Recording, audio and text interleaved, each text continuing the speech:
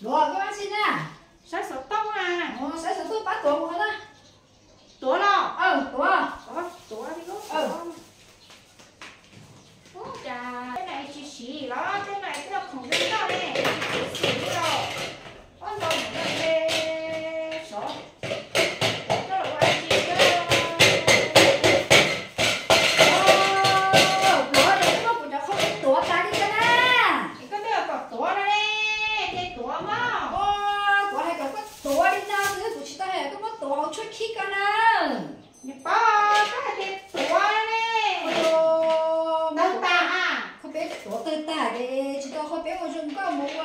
nào mà đuổi khó thể cũ nè. Ơi, mất con nhẹ nhỏ. Cái gì đó có mất tổ biệt tay có là thấy như của bài không? Ôi, mất mình phải chẳng có thể nhẹ hay là nó con nhẹ nhiều.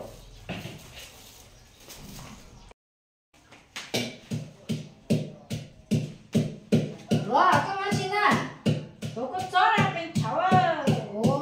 Tôi có chó này, nếu chúng có cho khi có muốn như tay tính ba tôi kể là tôi có chó nè.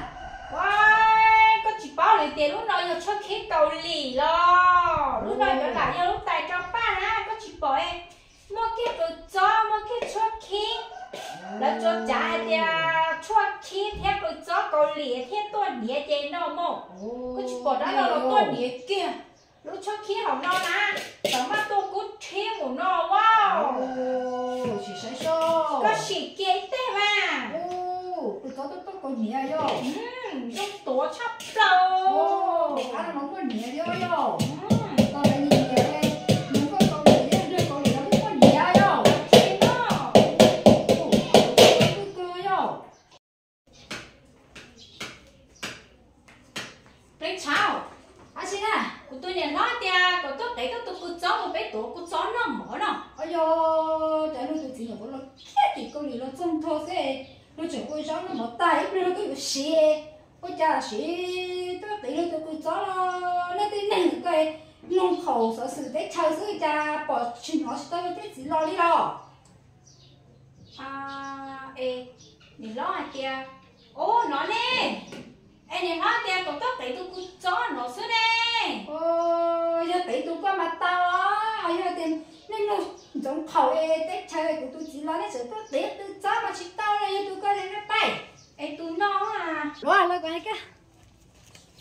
Chị ngập lên chào. Ai rồi cô cho chỉ dùng đi bên nào? Chàng chỉ cáu luôn à.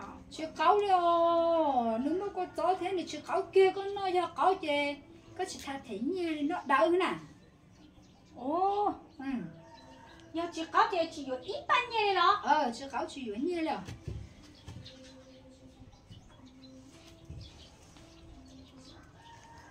Bắt cá rồi.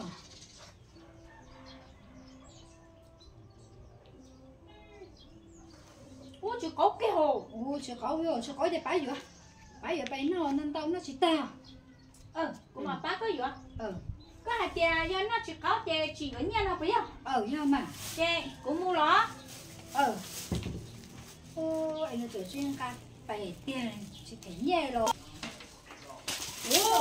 Chè có to chỉ có. Lúc này bé con này thì nhà chè có chỉ tôi còn cá con cái thế con cháu tôi con nó chè con bỏ đây của chỉ bố con nào của bà chè à? Wow, em tôi chỉ bao chè có tôi này phải cháo. Em tôi không có cái tự chỉ nó rồi. Tôi chỉ nó cho họ uống tay nó. Tôi chỉ nó tôi đem mẹ nữa. Có sao con à? Có mình hãy chỉ chắc. Ôi đây mà cũng cho chị mà cũng khe cũng nhẹ thế. Cũng là cái tôi nó còn đổ đê cũ mà. Tôi chỉ tao tăng chai. Có rồi. Lên chi. Vì nó lên chi à, của lên cháo à. Chỉ nhau cái này hả? Xỉn đấy rồi. Lên cháo, cũng không thấy đấy. Cũng có háo này chở đấy à. Có nhiều của tôi nên nó có sẽ chân của cái gì. Đã cá tôi hỏi đây. Này chở đấy cá nhìn nhà háo này chở đấy à. Trời ơi. Tôi kỳ gì sao đây là hầu rồi, hầu thì hầu cả chứ một hầu à. Đây cá đi cả chứ hầu.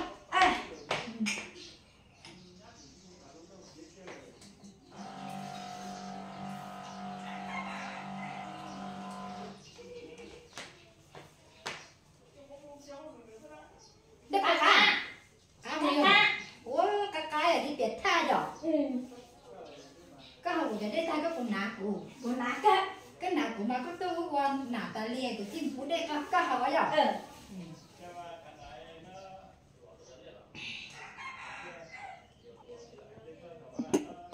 rồi sao mà đã cắt hở là thì bay trẻ nè phải cái to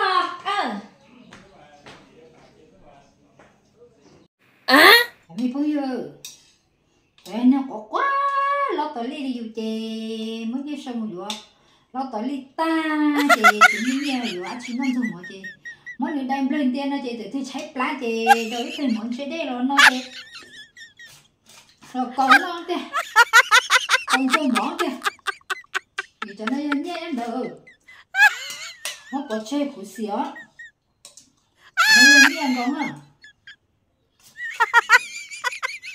còn cái nào